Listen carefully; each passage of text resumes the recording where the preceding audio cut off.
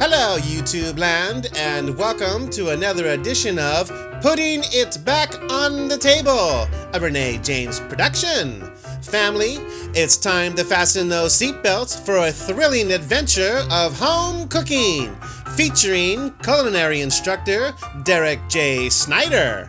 I'm your host, D. Schneid, and tonight the table presents...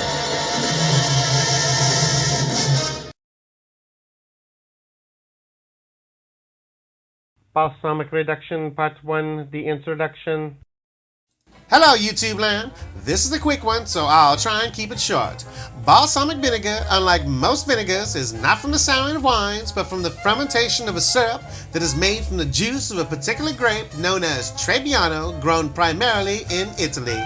This syrup is then aged for good quality at a minimum of 12 years or until it becomes a viscously sweet concentrate. It is also aged with a gold standard known as extra vecchio, meaning extra old, at about 25 years before it hits the marketplace, and in some cases even up to 60 years or more.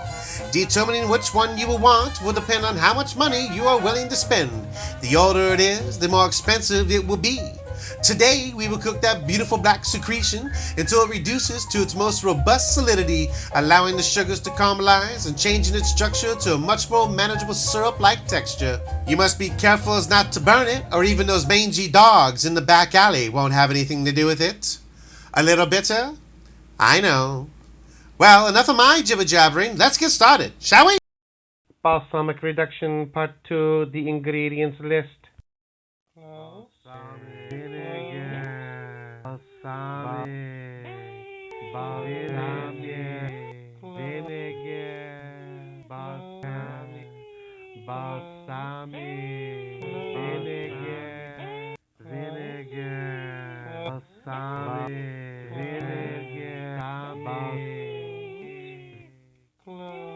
Balsamic Reduction Part 3, the preparation.